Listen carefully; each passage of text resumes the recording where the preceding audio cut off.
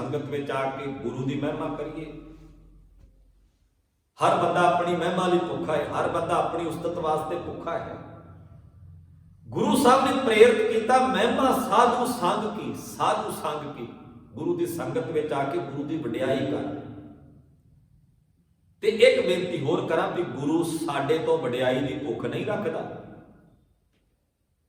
गुरु नहीं कहता कि तू मेरी वडियाई कर। गुरु नानक साहब महाराज जी ने तो इथों तक अपने आप वास्ते शब्द वरते, अपने आप से ढुका के संसार के लोगों को सुनेहा दिता। जदों महाराज गुरु साहब सुनेहा देते हैं संसार को, तो उदों ये भी कहते हैं नानक नीच कहे विचार वारिया ना जावा एक बार। गुरु नहीं अपने आप को कहते हो, गुरु साहब ने किते भी गुरु नहीं अपने आप को आख्या। गुरु आख्या ही उन्होंने इस करके गया क्योंकि सारे आले दुआले समाज दे हालातां नूं तक के उन्होंने हनेरे विच डिगे हुए लोगों को बाहों फड़ के चानण विच लिजाया, उठा के चानण विच लैके गए ने। इसलिए गुरु साहब आख्या उन्होंने नवीं नरोई विचारधारा दी समाज नूं। मनुखी अधिकारां दे लई डंके की चोट ते आवाज़ दी है। भावें गुरु तेग बहादुर साहब महाराज सच्चे पातशाह जी नूं चांदनी चौक दे विच शहीदी देनी पई है। एक नवे इनकलाब नूं जन्म दिता है गुरु कलगीधर पातशाह महाराज नूं, भावें सारा परिवार वारना पिया। नवी नरोई विचारधारा नूं समाज दे विच प्रचलित करन दे लई गुरु नानक साहब सच्चे पातशाह महाराज जी ने हज़ारां मील पैंडा तुर के तय किया। धार्मिक राजनीतिक समाजिक लोगों तक पहुंच की है, उन्होंने दसिया है, उन्होंने समझाया है जीवन का असली मार्ग की है। और इसे वास्ते असीं गुरु की वडियाई करते हैं कि गुरु के गुण है जिस गुरु ने समाज की दशा बदल के रख दी। कैसी हालत होगी जदों गुरुदेव आखदे ने ज्ञान विहूणा गावे गीत, भुखे मुला घरे मसीत, मखट्टू होए ते कन पड़ाए।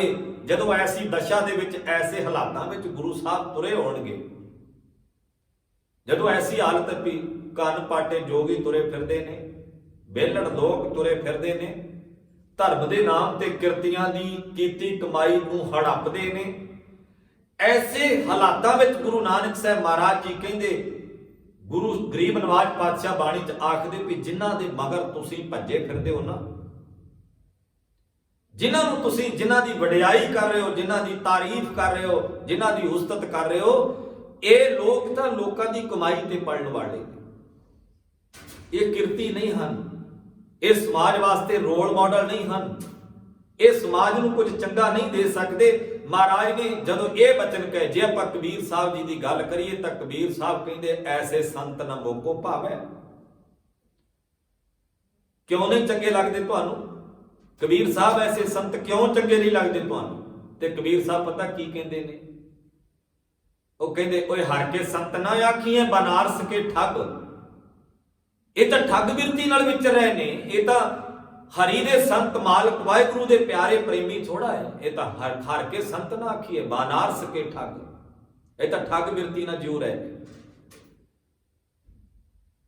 ते महाराज कहते ज्ञान विहूणा गावे गीत, ज्ञान तो सखना, ज्ञान तो वांझा, ज्ञान तो वखरा। ज्ञान सुरत विच नहीं है, एवें गीत गाई जा रहा है। मखट्टू होए कै कन पड़ाए। मखट्टू उहनूं आख्या जांदा जिहड़ा परिवार विच बच्चा कोई काम ना करे, ना वो पढ़ाई विच सफल है, ना वो खेतीबाड़ी विच सफल है, ना वो घर दे काम विच सफल है, ना कोई नौकरी पेशा कर सकदा। अक्सर ही मां बाप कहते साडे घर पुत्र तां जम्मिया पर मखट्टू जम्मिया। ये मखट्टू है, किसी काम का नहीं है। गरीब नवाज पातशाह महाराज जी ने आख्या ज्ञान तो सखना मनुख जदों इधर उधर दीयां गल्लां करदा ते समझो गुरु वाला ते होण दा दावा करदा पर है मखट्टू है। मखट्टू होए कै कन पड़ाए। जोगियां ने की कीता सी, कन पाड़ के मुंदरा पा लिया, घर बार छड्ड दिते, धार्मिक होण दा दावा कर लिया।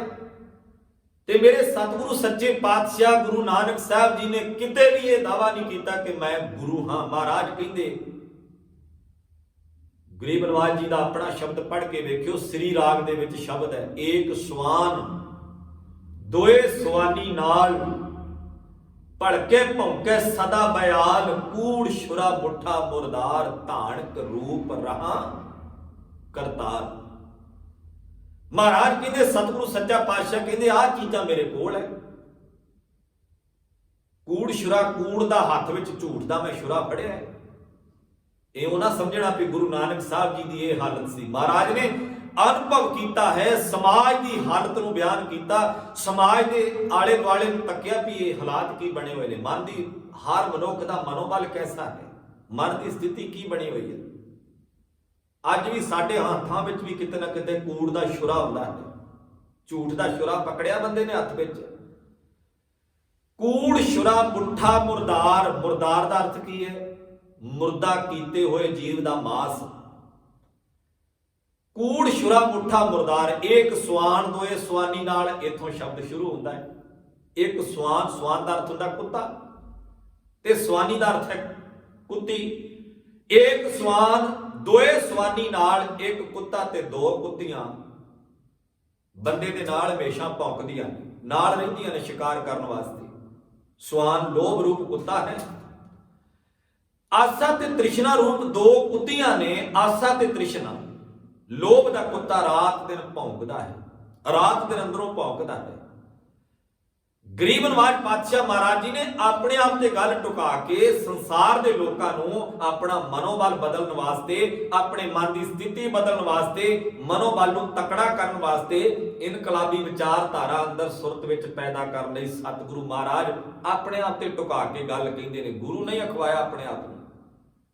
ਇਉਂ ਆਖਿਆ, ਏਕ ਸਵਾਨ ਦੋਏ ਸਵਾਨੀ ਨਾਲ, ਭੜਕੇ ਭੌਂਕੇ ਸਦਾ ਬਿਆਲ। ਇਹ ਰਾਤ ਦਿਨ ਭੌਂਕਦੀਆਂ ਨੇ ਅੰਦਰੋਂ। ਆਸਾ ਤੇ ਤ੍ਰਿਸ਼ਨਾ ਵੀ ਭੌਂਕਦੀ ਹੈ ਤੇ ਲੋਭ ਵੀ ਅੰਦਰੋਂ ਭੌਂਕਦਾ ਹੈ। ਤੇ ਅਗਲਾ ਬਚਨ ਆਖਿਆ, ਕੂੜ ਛੁਰਾ ਮੁੱਠਾ ਮੁਰਦਾਰ। ਮੈਂ ਤਾਂ ਮੁਰਦਾਰ ਦੇ ਵਿੱਚ ਠੱਗਿਆ ਜਾ ਰਿਹਾ, ਮੇਰੇ ਹੱਥ ਵਿੱਚ ਕੂੜ ਦਾ ਛੁਰਾ ਹੈ, ਝੂਠ ਦਾ ਛੁਰਾ ਹੈ। ਧਾਨਕ ਰੂਪ ਰਹਾ ਕਰਤਾਰ। ਧਾਨਕ ਦਾ ਅਰਥ ਹੁੰਦਾ ਅਕਸਰ ਹੀ ਆਪਣੇ ਪਿੰਡਾਂ ਦੇ ਵਿੱਚ ਆਪਾਂ ਜਦੋਂ ਸਿਆਲਾਂ ਦੇ ਦਿਨ ਹੁੰਦੇ ਨੇ, ਸਰਦੀਆਂ ਦੇ ਦਿਨ ਹੁੰਦੇ ਨੇ, ਤੇ ਜਿਹੜੇ ਵਿਹਲੇ ਲੋਕ ਹੁੰਦੇ ਨੇ ਸ਼ਿਕਾਰ ਕਰਨ ਵਾਸਤੇ ਤੁਰ ਪੈਂਦੇ ਨੇ, ਕੁੱਤੇ ਤੇ ਕੁੱਤੀਆਂ ਲੈ ਕੇ। ਤੇ ਜਿੱਥੇ ਉਹਨਾਂ ਨੇ ਹੱਥ ਵਿੱਚ ਕੁੱਤੇ ਰੱਸੇ ਪਕੜੇ ਹੁੰਦੇ ਨੇ, ਕੁੱਤਿਆਂ ਦੀਆਂ ਸੰਗਲੀਆਂ ਪਕੜੀਆਂ ਹੁੰਦੀਆਂ ਨੇ, ਉਹਨਾਂ ਦੇ ਹੱਥ ਵਿੱਚ ਇੱਕ ਸ਼ਾਸਤਰ ਵੀ ਹੁੰਦਾ ਹੈ। ਤੇ ਜਿਸ ਬੰਦੇ ਦੇ ਹੱਥ ਵਿੱਚ ਸ਼ਿਕਾਰ ਕਰਨ ਵਾਸਤੇ ਕੁੱਤਾ ਵੀ ਹੋਵੇ ਤੇ ਸ਼ਾਸਤਰ ਵੀ ਹੋਵੇ, ਤੇ ਉਹਦਾ ਰੂਪ ਬੜਾ ਖਤਰਨਾਕ ਹੁੰਦਾ ਹੈ। ਬੱਚੇ ਨੂੰ ਵੀ ਪਤਾ ਹੁੰਦਾ ਵੀ ਸ਼ਿਕਾਰੀ ਹੈ, ਤੇ ਬਜ਼ੁਰਗ ਨੂੰ ਵੀ, ਨੌਜਵਾਨ ਨੂੰ ਵੀ ਪਤਾ ਹੁੰਦਾ ਸ਼ਿਕਾਰੀ ਹੈ, ਸ਼ਿਕਾਰ ਕਰਨ ਵਾਲਾ। ਇਹਦੇ ਹੱਥ ਵਿੱਚ ਕੋਈ ਵੀ ਜੀਵ ਆ ਗਿਆ ਨੇ ਸ਼ਿਕਾਰ ਕਰ ਲੈਣਾ ਹੈ, ਬਸ ਆਪਣੇ ਮਾਸ ਖਾ ਕੇ ਤੇ ਪੇਟ ਦੀ ਪੂਰਤੀ ਕਰਨੀ ਹੈ।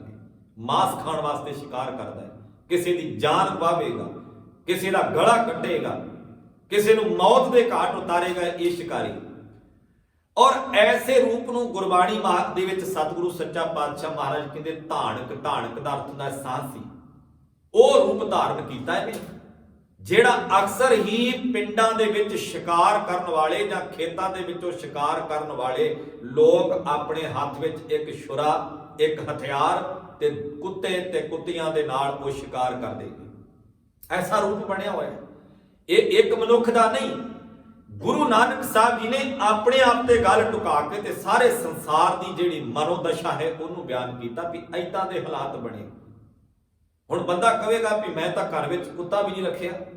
ਮਹਾਰਾਜ ਕਹਿੰਦੇ ਤੂੰ ਘਰ ਵਿੱਚ ਨਹੀਂ ਰੱਖਿਆ ਪਰ ਸੁਰਤ ਵਿੱਚ ਜ਼ਰੂਰ ਰੱਖਿਆ, ਲੋਭ ਰੂਪ ਕੁੱਤਾ।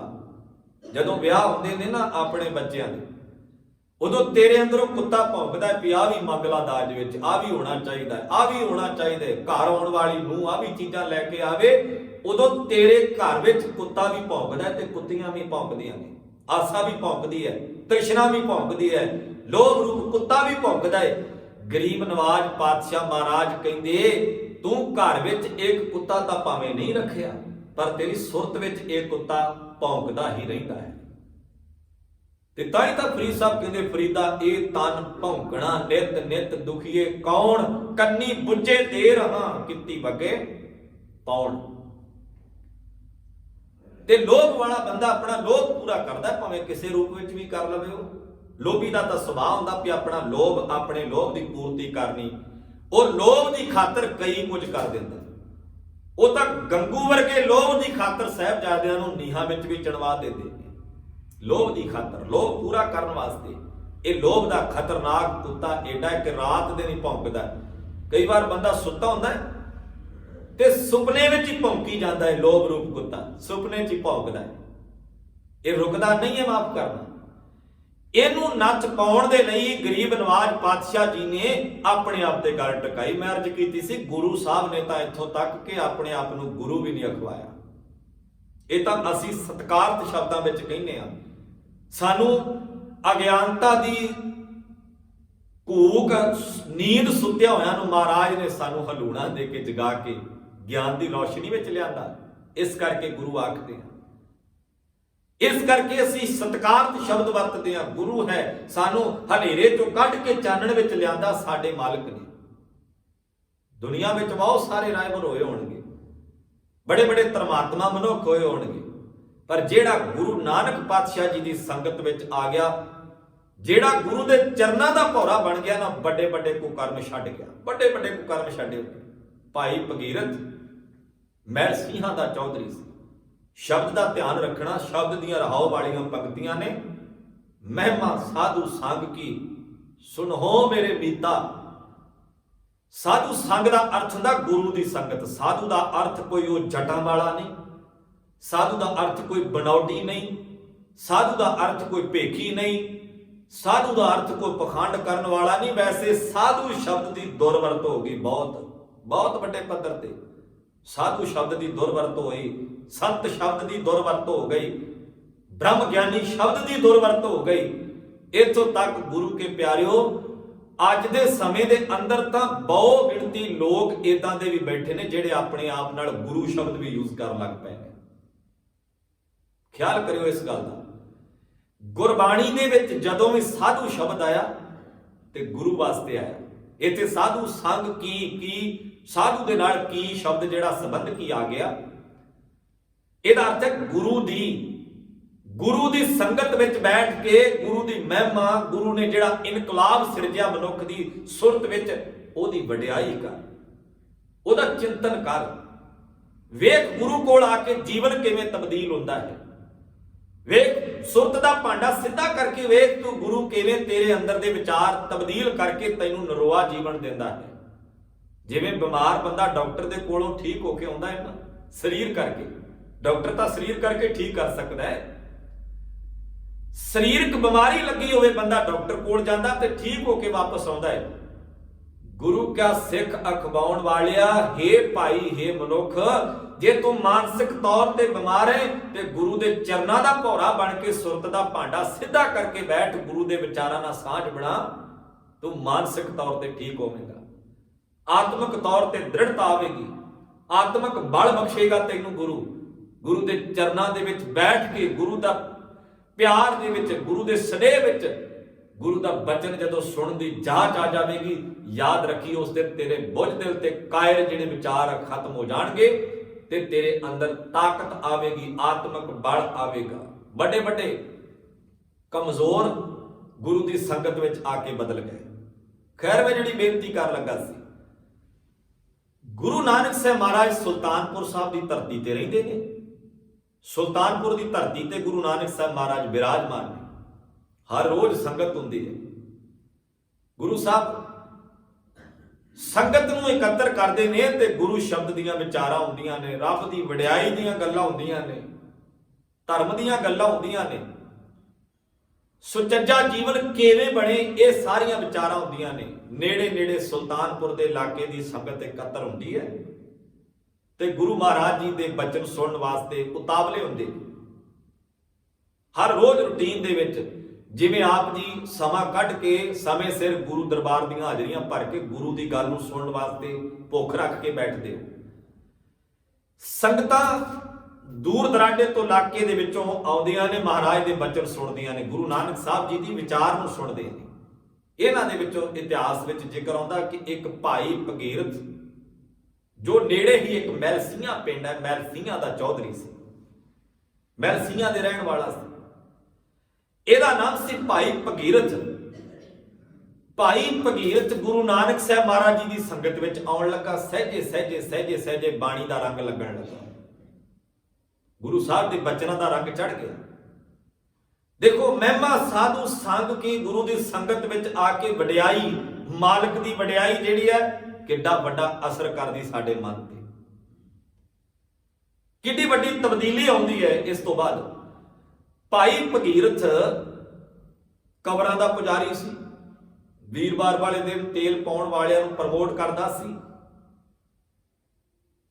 ਅੱਜ ਵੀ ਇਦਾਂ ਹੀ ਆ ਨਾ, ਬਹੁਤ ਸਾਰੀਆਂ ਥਾਵਾਂ ਤੇ ਪੰਜਾਬ ਦੀ ਧਰਤੀ ਤੇ ਕਬਰਾਂ ਬਣੀਆਂ ਹੋਈਆਂ ਨੇ, ਮੱਟੀਆਂ ਬਣੀਆਂ ਹੋਈਆਂ ਨੇ, ਬੜੀਆਂ ਬਣੀਆਂ ਹੋਈਆਂ ਨੇ, ਬੜਾ ਕੁਝ ਹੈ।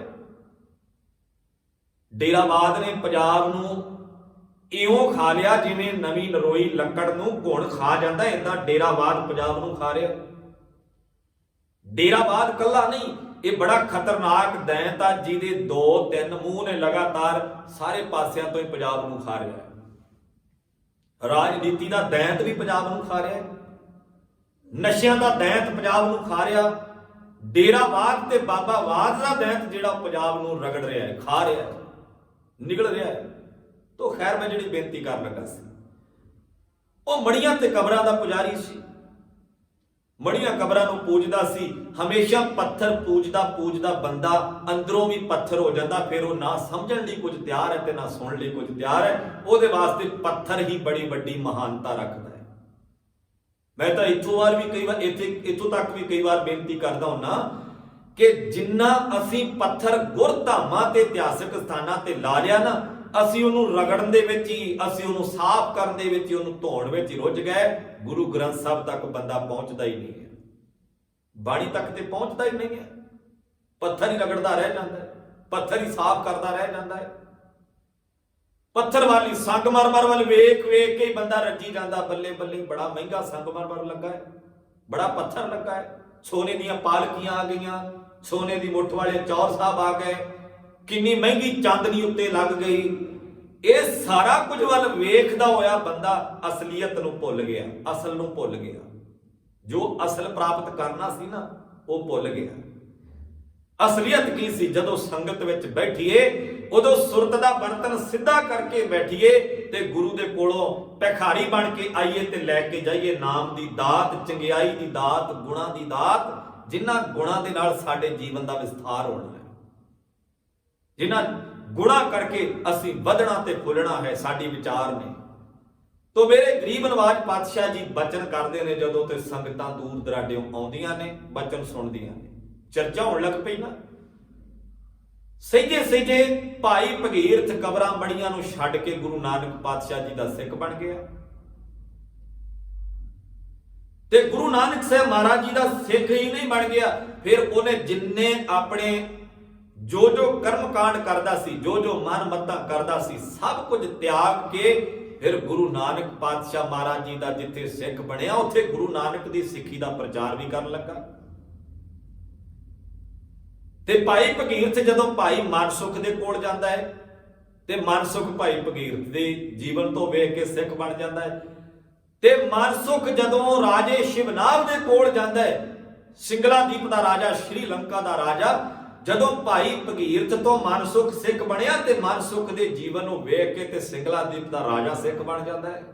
ਕੈਸੀ ਸਿੱਖੀ ਹੈ ਗੁਰੂ ਨਾਨਕ ਮਹਾਰਾਜ ਦੀ, ਕੈਸੇ ਗੁਣ ਹੈ ਗੁਰੂ ਨਾਨਕ ਪਾਤਸ਼ਾਹ ਜੀ ਦੀ ਬਾਣੀ ਦੇ, ਕੈਸੀ ਵਡਿਆਈ ਹੈ ਮੇਰੇ ਪਾਤਸ਼ਾਹ ਜੀ ਦੀ ਵਿਚਾਰ ਦੀ। ਤੋ ਗੁਰੂ ਕੇ ਪਿਆਰਿਓ, ਸਤਿਗੁਰੂ ਗੁਰੂ ਅਰਜਨ ਸਾਹਿਬ ਮਹਾਰਾਜ ਕਹਿੰਦੇ, ਮਹਿਮਾ ਸਾਧੂ ਸੰਗ ਕੀ ਸੁਣੋ ਮੇਰੇ ਮੀਤਾ। ਇਹ ਮੇਰੇ ਮਿੱਤਰ ਪਿਆਰਿਆ, ਗੁਰੂ ਦੀ ਸੰਗਤ ਵਿੱਚ ਬੈਠ ਕੇ ਤੇ ਗੁਰੂ ਦੀ ਵਡਿਆਈ ਦਾ ਚਿੰਤਨ ਕਰਿਆ ਕਰ। ਗੁਰੂ ਨੇ ਤੈਨੂੰ ਕਿੰਨਾ ਬਲ ਦਿੱਤਾ ਹੈ, ਗੁਰੂ ਨੇ ਤੈਨੂੰ ਕਿੰਨੀ ਨਰੋਈ ਵਿਚਾਰ ਦਿੱਤੀ। ਦੁਨੀਆ ਭਰ ਦੇ ਸੰਸਾਰ ਦੇ ਵਿੱਚ ਬਹੁਤ ਸਾਰੇ ਗ੍ਰੰਥ ਹੋਣਗੇ, ਪਰ ਜਦੋਂ ਗੁਰੂ ਪਦ ਦੀ ਗੱਲ ਕਰਦੇ ਨਾ, ਗੁਰੂ ਪਦ ਕੇਵਲ ਤੇ ਕੇਵਲ ਗੁਰੂ ਗ੍ਰੰਥ ਸਾਹਿਬ ਜੀ ਦੇ ਨਾਲ ਲੱਗਾ ਹੈ। ਜਦੋਂ ਗੁਰੂ ਦੀ ਸੰਗਤ ਵਿੱਚ ਬੈਠੀਏ ਤੇ ਇਹ ਸਾਰੀ ਬਾਣੀ ਜਿਹੜੀ ਹੈ ਵਡਿਆਈ ਦਾ ਖਜ਼ਾਨਾ ਹੈ। ਤੇਰੇ ਜੀਵਨ ਦਾ ਵਿਕਾਸ ਹੈ ਗੁਰਬਾਣੀ ਦੇ ਵਿੱਚ, ਤੈਨੂੰ ਜੀਉਣ ਦਾ ਢੰਗ ਦੱਸਿਆ ਮੇਰੇ ਪਾਤਸ਼ਾਹ ਨੇ ਬਾਣੀ ਦੇ ਵਿੱਚ। ਤੇਰੇ ਜੀਵਨ ਦੀ ਤਬਦੀਲੀ ਹੈ ਬਾਣੀ ਦੇ ਵਿੱਚ। ਬੰਦਿਆ, ਮੇਰੇ ਮਿੱਤਰ, ਮੇਰੇ ਭਾਈ, ਮਹਿਮਾ ਸਾਧੂ ਸੰਗ ਕੀ ਸੁਨੋ ਮੇਰੇ ਮੀਤਾ। ਮਹਾਰਾਜ, ਇਹਦਾ ਲਾਭ ਕੀ ਹੋਵੇਗਾ? ਫਿਰ ਸੁਣੀਏ ਧਿਆਨ ਨਾਲ। ਮਹਾਰਾਜ, ਮੈਂ ਸੰਗਤ ਵਿੱਚ ਵੀ ਬੈਠ ਜਾਵਾਂਗਾ, ਵਡਿਆਈ ਨੂੰ ਸੁਣ ਵੀ ਲਵਾਂਗਾ, ਫਿਰ ਇਹਦਾ ਲਾਭ ਕੀ ਹੋਵੇਗਾ? ਗਰੀਬ ਨਵਾਜ ਪਾਤਸ਼ਾਹ ਕਹਿੰਦੇ, ਮੈਲ ਖੋਈ ਇਹੋ ਹੀ ਤਾਂ ਸਭ ਤੋਂ ਵੱਡੀ ਕਮਜ਼ੋਰੀ ਹੈ। ਮੈਲ ਬੰਦੇ ਦੀ ਜਿਹੜੀ ਮਨ ਦੀ ਮੈਲ ਹੈ ਨਾ, ਇਹਦੇ ਬਾਰੇ ਕਿਸੇ ਨੂੰ ਪਤਾ ਵੀ ਨਹੀਂ ਲੱਗਦਾ। ਇਹ ਪਤਾ ਹੀ ਉਦੋਂ ਲੱਗਦਾ ਵੀ ਜਦੋਂ ਇਹਦੇ ਮਨ ਦੀ ਮੈਲ ਕਿਸੇ ਨੂੰ ਧੱਬਾ ਲਾ ਦਿੰਦੀ ਹੈ। ਜਦੋਂ ਬੰਦੇ ਦੇ ਮਨ ਦੀ ਮੈਲ ਦੂਜਿਆਂ ਨੂੰ ਵੀ ਮੈਲਾ ਕਰ ਦਿੰਦੀ ਹੈ ਨਾ, ਫੇਰ ਪਤਾ ਲੱਗਦਾ ਵੀ ਇਹ ਤੇ ਬੰਦਾ ਅੰਦਰੋਂ ਖੋਟਾ ਸੀ, ਮੈਲਾ ਸੀ, ਅੰਦਰੋਂ ਕੂੜਿਆਰ ਸੀ, ਬਾਹਰੋਂ ਸਚਿਆਰ ਸੀ, ਬਾਹਰੋਂ ਚਾਨਣ ਦਿਸਦਾ ਸੀ, ਦਿਲ ਅੰਧਿਆਰੀ। ਰਾਤ ਦਿਨ ਦੇ ਵਿੱਚ, ਅੰਦਰ ਦੇ ਵਿੱਚ ਤਾਂ ਰਾਤ ਪਈ ਹੋਈ ਸੀ। ਬਾਹਰੋਂ ਤਾਂ ਚਾਨਣ ਲੱਗਦਾ ਸੀ, ਬਾਹਰੋਂ ਤਾਂ ਚਿਹਰਾ ਬੜਾ ਸੁੰਦਰ ਸੀ, ਪਰ ਅੰਦਰ ਮੈਲ। ਜੀਓ ਮੈਲੇ, ਬੋਲਿਓ ਸਾਧ ਸੰਗਤ, ਜੀਓ ਮੈਲੇ। ਬਾਹਰੋਂ ਨਿਰਮਲ, ਬਾਹਰੋਂ ਤਾਂ ਬੜਾ ਪਵਿੱਤਰ ਹੈ ਬੰਦਾ, ਅੰਦਰ ਮੈਲ ਹੈ। ਤੇ ਮਹਾਰਾਜ ਕਹਿੰਦੇ ਜਦੋਂ ਗੁਰੂ ਦੀ ਸੰਗਤ ਵਿੱਚ ਬੈਠ ਕੇ ਗੁਰੂ ਦੀ ਵਡਿਆਈ ਕਰਨੀ ਸਿੱਖ ਲਵੇਂਗਾ ਸੱਜਣਾ, ਉਸ ਦਿਨ ਇਹ ਬਦਲਾਅ ਆਵੇਗਾ।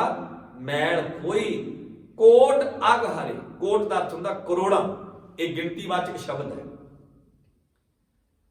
ਮੈਲ ਖੋਈ, ਤੇਰੇ ਅੰਦਰ ਦੀ ਮੈਲ ਦੂਰ ਹੋ ਜਾਵੇਗੀ। ਗੁਰੂ ਹੀ ਐਸਾ ਇੱਕ ਸਰਾਫ ਹੈ ਜਿਹੜਾ ਤੈਨੂੰ ਕੁਠਾਲੀ ਵਿੱਚ ਪਾ ਕੇ ਗੁਰਮਤ ਦੀ ਕਸਵੱਟੀ ਤੇ ਲਾ ਕੇ ਵੇਖੇਗਾ ਤੇ ਤੇਰੇ ਅੰਦਰ ਦੀ ਮੈਲ ਦੂਰ ਕਰੇਗਾ ਤੇ ਤੇਰੀ ਪਿਓਰਿਟੀ ਬਚੇਗੀ, ਤੇਰੇ ਅੰਦਰ ਦੇ ਗੁਣ ਸਾਬਤ ਰਹਿ ਜਾਣਗੇ, ਤੇਰੀ ਮੈਲ ਦੂਰ ਹੋਵੇਗੀ। ਇਹ ਛਾਨਣੀ ਗੁਰੂ ਨੇ ਲਾਉਣੀ ਹੈ, ਤੇਰੇ ਅੰਦਰ ਦੀ ਛਾਨਣੀ। ਇਹ ਕਸਵੱਟੀ ਕੇਵਲ ਗੁਰੂ ਦੇ ਕੋਲ ਹੈ। ਤੋ ਮਹਾਰਾਜ ਕਹਿੰਦੇ ਮੈਲ ਖੋਈ ਕੋਟ ਅਗ ਹਰੇ। ਜਿਵੇਂ ਸਾਬਣ ਦੇ ਨਾਲ ਕੱਪੜਾ ਧੋਨੇ ਆ ਨਾ ਅਸੀਂ, ਤੇ ਮੈਲ ਦੂਰ ਹੋ ਜਾਂਦੀ ਹੈ, ਕੱਪੜਾ ਸਾਫ਼ ਹੋ ਜਾਂਦਾ ਹੈ। ਇਵੇਂ ਗੁਰੂ ਦੇ ਕੋਲ ਆ ਕੇ ਗੁਰੂ ਦੀ ਵਡਿਆਈ, ਗੁਰੂ ਦੇ ਗੁਣਾਂ ਦਾ ਚਿੰਤਨ ਕਰਕੇ ਇਹ ਗੁਣ ਆਪਣੀ ਸੁਰਤ 'ਚ ਟਿਕਾਉਣੇ ਆ। ਜਦੋਂ ਸੁਰਤ 'ਚ ਟਿਕਾਵਾਂਗੇ ਸਾਧ ਸੰਗਤ, ਉਦੋਂ ਮਨ ਦੀ ਮੈਲ ਦੂਰ ਹੋਵੇਗੀ। ਮਨ ਦੀ ਮੈਲ ਹੋਵੇਗੀ, ਫਿਰ ਪਵਿੱਤਰ ਕਿਰਦਾਰ ਬਣੇਗਾ, ਸ਼ੁੱਧ ਕਿਰਦਾਰ ਬਣੇਗਾ ਤੇ ਅਸੀਂ ਗੁਰੂ ਦੇ ਸਿੱਖ ਅਖਵਾਉਣ ਦੇ ਵੀ ਹੱਕਦਾਰ ਬਣਾਂਗੇ। ਫਿਰ ਅਸੀਂ ਜਿੱਥੇ ਜਾਵਾਂਗੇ ਸਾਨੂੰ ਦੱਸਣ ਦੀ, ਆਪਣੀ ਆਇਡੈਂਟੀ ਨਹੀਂ ਦਿਖਾਉਣੀ ਪਵੇਗੀ, ਆਪਣਾ ਪਹਿਚਾਣ ਪੱਤਰ ਨਹੀਂ ਦੇਣਾ ਪਵੇਗਾ ਅਸੀਂ ਕੌਣ ਆ। ਸਾਡਾ ਕਿਰਦਾਰ ਸਾਡੀ ਆਇਡੈਂਟੀ ਹੋਵੇਗੀ, ਸਾਡਾ ਕਿਰਦਾਰ ਸਾਡਾ ਪਹਿਚਾਣ ਪੱਤਰ ਹੋਵੇਗਾ। ਅੱਜ ਜਦੋਂ ਸਿੱਖਾਂ ਦੇ ਬੱਚਿਆਂ ਨੇ ਆਪਣੀਆਂ ਗੱਡੀਆਂ ਤੇ ਲਿਖਾਇਆ ਹੁੰਦਾ ਨਾ ਵੀ ਪੁੱਤ ਸਰਦਾਰਾਂ ਦੇ, ਤੇ ਸਰਦਾਰ ਦੀ ਪਰਿਭਾਸ਼ਾ ਕੀ ਹੁੰਦੀ ਹੈ, ਸਰਦਾਰ ਦੀ ਡੈਫੀਨੇਸ਼ਨ ਕੀ ਹੁੰਦੀ ਹੈ, ਸਰਦਾਰ ਕਿਹਨੂੰ ਕਹਿੰਦੇ ਆ, ਤੇ ਸਰਦਾਰ ਦੀ ਤੇ ਆਪਾਂ ਰੂਪ ਰੇਖਾ ਸਾਰੇ ਜਾਣਦੇ ਆ ਵੀ ਕਿਹੋ ਜਿਹਾ ਹੁੰਦਾ। ਸਰਦਾਰ ਦੇ ਸਿਰ ਤੇ ਦਸਤਾਰ ਵੀ ਹੁੰਦੀ ਹੈ, ਸੋਹਣਾ ਦਾੜਾ ਵੀ ਹੁੰਦਾ ਹੈ, ਸੋਹਣਾ ਕਿਰਦਾਰ ਵੀ ਹੁੰਦਾ ਹੈ। ਦਸਤਾਰ ਸੋਹਣੀ, ਰਫਤਾਰ ਸੋਹਣੀ ਤੇ ਗਫਤਾਰ ਸੋਹਣੀ, ਤਿੰਨ ਚੀਜ਼ਾਂ। ਤੇ ਜਦੋਂ ਇਹ ਤਿੰਨੇ ਚੀਜ਼ਾਂ ਬੰਦੇ ਦੇ ਜੀਵਨ ਵਿੱਚ ਹੋਣਗੀਆਂ, ਫਿਰ ਦੱਸਣ ਦੀ ਲੋੜ ਨਹੀਂ ਪੈਣੀ, ਗੱਡੀਆਂ ਤੇ ਲਿਖ ਕੇ ਦੱਸਣ ਦੀ ਲੋੜ ਨਹੀਂ ਪੈਣੀ ਪੁੱਤ ਸਰਦਾਰਾਂ ਦੇ। ਫਿਰ ਕਹਿਣ ਵਾਲੇ ਨੂੰ ਮਜਬੂਰ ਹੋਣਾ ਪੈਣਾ ਵੀ ਵਾਕਈ ਇਹ ਪੁੱਤਰ ਸਰਦਾਰਾਂ ਦੇ। ਅੱਜ ਬਣੇ ਕੁਝ ਹੋਰ ਫਿਰਦੇ ਆ ਤੇ ਲਿਖ ਕੇ ਦੱਸ ਰਹੇ ਨੇ, ਆਪਣੀ ਐਡ ਕਰ ਰਹੇ ਨੇ। ਐਡ ਉਹਨਾਂ ਨੂੰ ਕਰਨੀ ਪੈਂਦੀ ਹੈ ਜਿਨ੍ਹਾਂ ਦੇ ਬਾਰੇ ਕੋਈ ਜਾਣਦਾ ਨਾ ਹੋਵੇ, ਜਿਨ੍ਹਾਂ ਨੂੰ ਸਾਰੀ ਦੁਨੀਆ ਜਾਣਦੀ ਹੋਵੇ, ਉਹਨਾਂ ਨੂੰ ਆਪਣੀ ਐਡਵਰਟਾਈਜ਼ਮੈਂਟ ਨਹੀਂ ਕਰਨੀ ਪੈਂਦੀ। ਪਰ ਅੱਜ ਕਰਨੀ ਪੈ ਰਹੀ ਹੈ ਕਿਉਂਕਿ ਪਹਿਚਾਣ ਵੀ ਭੁੱਲ ਗਏ, ਸਿਧਾਂਤ ਵੀ ਭੁੱਲ ਗਏ, ਕਿਰਦਾਰ ਵੀ ਭੁੱਲ ਗਏ ਤੇ ਆਪਣੀ ਉਹ ਗੁਫ਼ਤਾਰ ਵੀ ਭੁੱਲ ਗਏ ਤੇ ਦਸਤਾਰ ਵੀ ਭੁੱਲ ਗਏ। ਮਾਫ ਕਰਿਓ, ਜਦੋਂ ਸਾਰੀਆਂ ਚੀਜ਼ਾਂ ਬੰਦਾ ਛੱਡ ਦੇਵੇ ਨਾ, ਫਿਰ ਦੁਬਾਰਾ ਜਦੋਂ ਸ਼ੁਰੂ ਕਰਨਾ ਪਵੇ ਤੇ ਉਦੋਂ ਐਡਵਰਟਾਈਜ਼ਮੈਂਟ ਕਰਨੀ ਪੈਂਦੀ, ਐਡ ਕਰਨੀ ਪੈਂਦੀ ਹੈ, ਦੱਸਣਾ ਪੈਂਦਾ ਹੈ। ਅੱਜ ਸਾਡਾ ਲਾਣਾ ਜਿੰਨਾ ਵੀ ਹੈ ਨਾ, ਸਿੱਖ ਲਾਣਾ, ਉਹ ਕਿਤੇ ਨਾ ਕਿਤੇ ਆਪਣੀ ਐਡ ਜ਼ਰੂਰ ਕਰ ਰਿਹਾ ਵੀ ਅਸੀਂ ਸਿੱਖ ਹੀ ਹੁੰਦੇ ਹਾਂ। ਉਹ ਦੱਸ ਰਿਹਾ ਕਿ ਅਸੀਂ ਸਰਦਾਰ ਹੀ ਹੁੰਦੇ ਹਾਂ। ਮਹਾਰਾਜ ਸਤਿਗੁਰੂ ਸੱਚਾ ਪਾਤਸ਼ਾਹ ਕਹਿੰਦੇ ਜਦੋਂ ਤੂੰ ਗੁਰੂ ਦੇ ਕੋਲੋਂ ਆ ਕੇ ਗੁਰੂ ਦੀ ਸੰਗਤ ਵਿੱਚੋਂ ਗੁਣ ਲੈ ਕੇ ਜਾਵੇਂਗਾ, ਤੈਨੂੰ ਦੱਸਣ ਦੀ ਲੋੜ ਨਹੀਂ ਪੈਣੀ, ਆਇਡੈਂਟੀ ਦੇਣ ਦੀ ਲੋੜ ਨਹੀਂ ਪੈਣੀ, ਪਹਿਚਾਣ ਦੇਣ ਦੀ ਲੋੜ ਨਹੀਂ ਪੈਣੀ। ਤੇਰੇ ਜੀਵਨ ਤੋਂ ਵੇਖ ਕੇ ਪਹਿਚਾਣਿਆ ਜਾਣਾ। ਭਾਈ ਭਗੀਰਥ ਨੇ ਆਪਣੀ ਕੋਈ ਆਇਡੈਂਟੀ ਨਹੀਂ ਦਿੱਤੀ, ਮੈਂ ਸਿੱਖ ਹਾਂ, ਮੈਂ ਬਾਬੇ ਦਾ ਸਿੱਖ ਹਾਂ। ਉਹਦੇ ਜੀਵਨ ਨੂੰ ਵੇਖ ਕੇ ਮਨ ਸੁਖ ਪ੍ਰਭਾਵਿਤ ਹੋਇਆ ਤੇ ਮਨ ਸੁਖ ਦੇ ਜੀਵਨ ਨੂੰ ਵੇਖ ਕੇ ਰਾਜਾ ਸ਼ਿਵਨਾਥ ਪ੍ਰਭਾਵਿਤ ਹੋਇਆ। ਮਨ ਸੁਖ ਨੇ ਉਸ ਵਕਤ ਕੋਈ ਇਦਾਂ ਦਾ ਭੇਖ ਨਹੀਂ ਸੀ ਕੀਤਾ। ਮਨ ਸੁਖ ਨੇ ਇਹ ਨਹੀਂ ਆਖਿਆ ਕਿ ਅਸੀਂ ਤਾਂ ਪੁੱਤ ਸਰਦਾਰਾਂ ਦੇ ਹਾਂ, ਅਸੀਂ ਤਾਂ ਸਿੱਖ ਹੁੰਨੇ ਹਾਂ। ਉਹਨੇ ਇਹ ਨਹੀਂ ਆਖਿਆ। ਭਾਈ ਭਗੀਰਥ ਤੋਂ ਪ੍ਰਭਾਵਿਤ ਹੋਇਆ ਮਨ ਸੁਖ, ਮਨ ਸੁਖ ਤੋਂ ਪ੍ਰਭਾਵਿਤ ਹੈ ਰਾਜਾ ਸ਼ਿਵਨਾਭ। ਉਹ ਕਹਿੰਦਾ ਮੈਨੂੰ ਉਸ ਗੁਰੂ ਦੇ ਦਰਸ਼ਨ ਕਰਾ ਜਿਸ ਗੁਰੂ ਨੇ ਤੈਨੂੰ ਇਹ ਜੀਵਨ ਦਿੱਤਾ ਹੈ। ਮੈਂ ਉਸ ਗੁਰੂ ਦੇ ਦਰਸ਼ਨ ਕਰਨਾ ਚਾਹੁੰਦਾ। ਕਿੰਨੀ ਕਮਾਲ ਦੀ ਗੱਲ ਹੈ। ਇੱਥੇ ਤਾਂ ਸਿੱਖ ਨੂੰ ਵੇਖ ਕੇ ਸਿੱਖ ਬਣ ਰਿਹਾ ਦੂਜਾ। ਇੱਕ ਵਿਅਕਤੀ ਤੋਂ ਦੂਜਾ ਵਿਅਕਤੀ ਸਿੱਖ ਬਣ ਰਿਹਾ ਹੈ। ਅੱਜ ਤਾਂ ਮਾਂ-ਬਾਪ ਦੇ ਜੀਵਨ ਤੋਂ ਬੱਚਾ ਪ੍ਰਭਾਵਿਤ ਨਹੀਂ ਹੈ, ਮਾਫ ਕਰਿਓ। ਮਾਂ ਦੇ ਜੀਵਨ ਤੋਂ ਪ੍ਰਭਾਵਿਤ ਧੀ ਨਹੀਂ ਹੈ ਤੇ ਪਿਤਾ ਦੇ ਜੀਵਨ ਤੋਂ ਪ੍ਰਭਾਵਿਤ ਪੁੱਤਰ ਨਹੀਂ ਹੈ। ਇਹ ਸਮਾਜ ਦੀ ਹਾਲਤ ਹੈ, ਸਾਡੇ ਪਰਿਵਾਰਾਂ ਦੀ ਹਾਲਤ ਹੈ। ਅਸੀਂ ਕਹਿਣ ਨੂੰ ਕਹਿੰਦੇ ਹਾਂ ਸਾਰੇ ਆਗਿਆ ਪਈ ਅਕਾਲ ਕੀ ਤਬੇ ਚਲਾਇਓ ਪੰਥ, ਸਭ ਸਿੱਖਣ ਕੋ ਹੁਕਮ ਹੈ ਗੁਰੂ ਮਾਨਿਓ ਗ੍ਰੰਥ। तो खैर मैं वापस आवा, संखेप बेनती करके मैं समाप्ति कर देवां। महाराज कहते पहली गल है तेरे अंदर दी मैल दूर होवेगी, मैल खोई कोट अग हरे करोड़ा पाप तेरे अंदर दे जेड़े जदों तू गुरु वाला बन गया, जदों तू गुरु नूं तन मन समर्पित कर दिता। मैल खोई कोट अग हरे निर्मल भै चीता। सब तो जिहड़ी महत्वपूर्ण गल है तेरा चित्त जिहड़ा निर्मल हो जाएगा, पवित्र हो जाएगा, तेरा चित्त पवित्र हो जाएगा। ते जदों हिरदा ते किरदार पवित्र हो जाए ना साध संगत, फिर बंदा समाज के विकास लई योगदान पाउंदा है। जदों अंदर मैल होवे ना ते चंगे कामां दे विच भी उदों रुकावट बन जांदा है। उदों चंगे काम भी हुंदे होण ना ते उत्थे लत खड़ी कर लेंदा भी मैं तां इत्थों अगे तुर नहीं दियांगा, मैं नहीं आ काम होण दियांगा, लत कढ दिंदा उत्थे। जदों मन विच मैल होवे ना उदों बंदा कई तरह के धर्म के कामां विच भी रुकावट बनता है ते समाज के कामां च भी रुकावट बनता है। जदों मन विच मैल होवे, जदों मन विच पवित्रता होवे ना उदों कोलों कुछ दे के हथों दे के भला मनावे वाली गल करदा है। उदों तो अपने कोलों भी खर्च कर दिंदा कि लो जी ये समाज का भला होना चाहिए। गुरु कलगीधर पातशाह जी के जीवन नूं पढ़ लिओ गुरमुखो, जदों हिरदे च पवित्रता दिसदी है ना, 4 पुत्र भी समाज लई वार दिते, मानवता दे लई परिवार भी वार दिता। गुरु ने एक भी चीज नहीं लुका के रखी। आनंदपुर साहब का किला वार दिता साडे तो, ਉਹ ਕੇਸਗੜ੍ਹ ਸਾਹਿਬ ਦੀ ਧਰਤੀ ਆਨੰਦਪੁਰ ਸਾਹਿਬ ਦਾ ਕਿਲਾ ਛੱਡ ਦਿੱਤਾ ਗੁਰੂ ਨੇ। ਆਪਣੇ ਸਾਹਿਬਜ਼ਾਦੇ ਸ਼ਹੀਦ ਕਰਵਾ ਲਏ ਗੁਰੂ ਨੇ, ਆਪਣੇ ਪਿਤਾ ਨੂੰ ਸ਼ਹੀਦ ਕਰਵਾਇਆ, ਬਿਰਧ ਮਾਂ ਨੂੰ ਸ਼ਹੀਦ ਕਰਵਾਇਆ, ਸਾਰੀ ਜ਼ਿੰਦਗੀ ਲੇਖੇ ਲਾ ਦਿੱਤੀ। ਇਹ ਚਮਕਦੀ ਤਸਵੀਰ ਦਿਸਦੀ ਹੈ ਹਿਰਦੇ ਦੀ ਪਵਿੱਤਰਤਾ ਦੀ, ਮਾਨਵਤਾ ਦੇ ਭਲੇ ਵਾਸਤੇ। ਬਹੁਤ ਸਾਰੇ ਪੈਗੰਬਰ ਆਏ ਹੋਣਗੇ ਦੁਨੀਆ ਵਿੱਚ। ਇੱਥੇ ਤਾਂ ਜਿਹੜੀਆਂ ਭਾਰਤ ਦੀ ਧਰਤੀ ਤੇ ਲੜਾਈਆਂ ਹੋਈਆਂ ਨਾ, ਜ਼ਰ ਜੋਰੂ ਤੇ ਜ਼ਮੀਨ ਦੀ ਖਾਤਰ ਹੋਈਆਂ ਨੇ। ਜਿੰਨੀਆਂ ਲੜਾਈਆਂ ਹੋਈਆਂ ਇੱਥੇ, ਕਿਤੇ ਇਸਤਰੀ ਵਾਸਤੇ ਲੜਾਈ ਹੋ ਰਹੀ ਹੈ, ਕਿਤੇ ਜ਼ਮੀਨ ਦੀ ਟੁਕੜੇ ਵਾਸਤੇ ਲੜਾਈ ਹੋ ਰਹੀ ਹੈ। ਪਰ ਜਦੋਂ ਗੁਰੂ ਗੋਬਿੰਦ ਸਿੰਘ ਮਹਾਰਾਜ ਜੀ ਦੀਆਂ 14 ਜੰਗਾਂ ਦਾ ਇਤਿਹਾਸ ਪੜ੍ਹ ਕੇ ਵੇਖੋਗੇ ਗੁਰਮੁਖੋ, ਕਿਤੇ ਵੀ ਜ਼ਮੀਨ ਦੀ ਖਾਤਰ ਨਹੀਂ। ਉਹਨਾਂ ਆਖਿਆ ਆਨੰਦਪੁਰ ਸਾਹਿਬ ਦਾ ਕਿਲਾ ਛੱਡ ਦਿਓ। ਮਹਾਰਾਜ ਕਹਿੰਦੇ ਕਿਹੜੇ ਇੱਕ ਕਿਲੇ ਦੀ ਗੱਲ ਕਰਦੇ ਹੋ?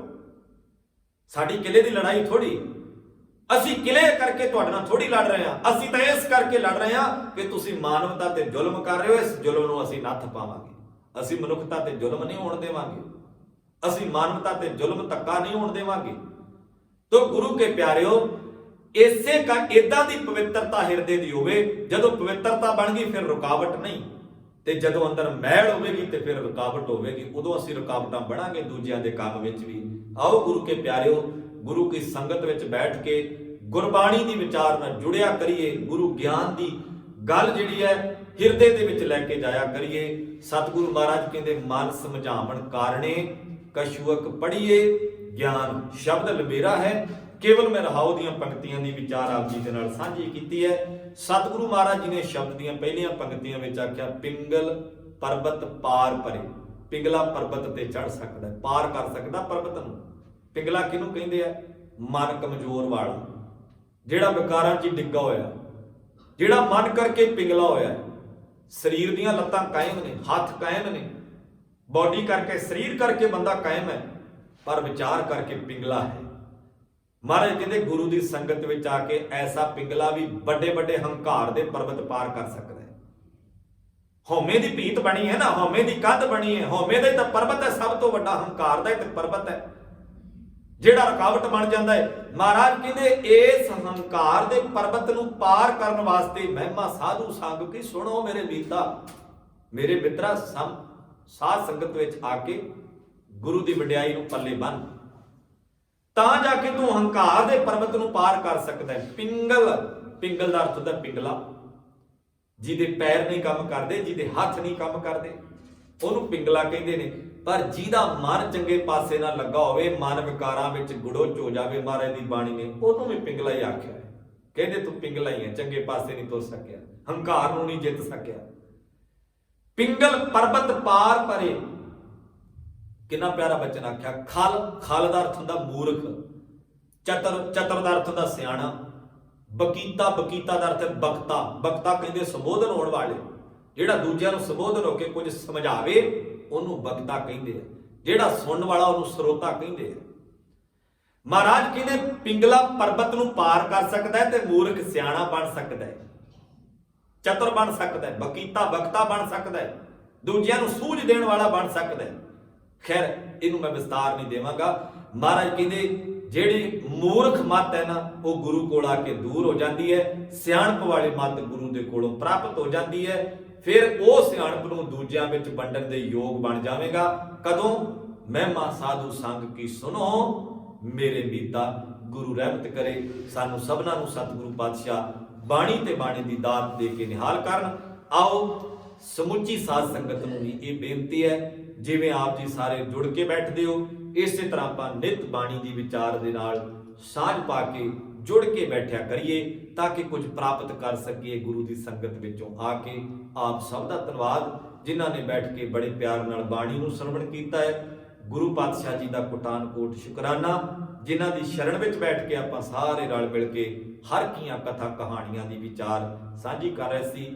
ਭੁੱਲ ਚੁੱਕ ਦੀ ਖਿਮਾ ਬਖਸ਼ਣੀ। ਗੁਰੂ ਫਤਿਹ ਨਾਲ ਸਾਂਝ ਕਰੋ। ਆਖੋ ਜੀ ਵਾਹਿਗੁਰੂ ਜੀ ਕਾ ਖਾਲਸਾ, ਵਾਹਿਗੁਰੂ ਜੀ ਕੀ ਫਤਿਹ।